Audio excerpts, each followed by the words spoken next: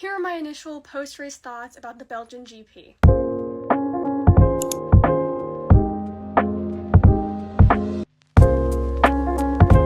Number one, this race was so boring. I had high hopes for Spa, especially because it was supposed to be a wet race, but I guess we don't race in the rain anymore. I'm sorry, but after the red flag in one lap under the safety car, everyone was basically saying, yeah, we should go racing again. But not only do we wait another 3 laps, but we don't even have a standing start when the track is basically dry.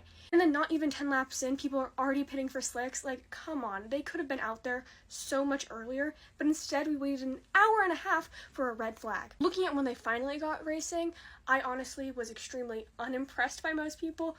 Both Ferraris, I think, did very well, with Charles being able to hold off Max in the beginning. But, once they moved on to slicks, I knew Max wasn't going to catch him, and the only time he got close was because Charles had a lockup. But Lewis was honestly super impressive out there.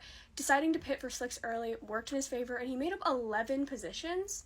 Isaac absolutely cooking his mediums right out of the gate, really ruined his race. He ended up P20 and being the only lap car out there.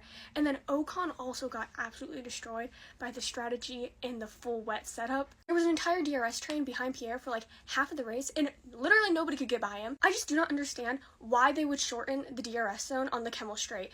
If they had the extra 75 meters of DRS, so many more overtakes could have happened because everyone was getting so close and just couldn't make the move. And then, last of all, the McLarens. This race was so boring to watch, especially out front. The overtake for the lead happened immediately, and then they couldn't pit Lando until after Oscar had gone because double stacking there would have lost him too much time, but then he still came out 8 seconds behind him.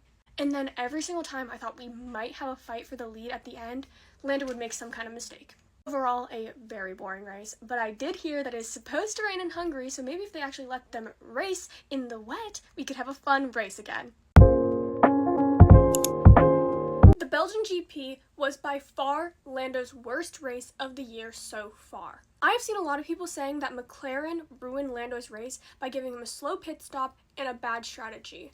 Were we watching the same race? If you watched the race, you would have seen where Lando's race engineer asked him if he wanted to go onto the hard tires and stick it out to the end, because they didn't expect the mediums to make it the whole way. And Lando agreed that going onto the hards is what he wanted. So that is not McLaren's fault. And yes, the slow pit stop definitely made this race extremely difficult for him and put him 8 seconds behind Oscar in the beginning.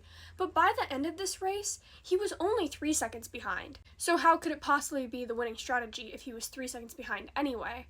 Well, he lost 5 seconds by making numerous mistakes throughout this entire race. And while yes, a P2 is not bad at all, it's not a P20, and it definitely doesn't mean that the championship fight is over, it was 100% not his best race.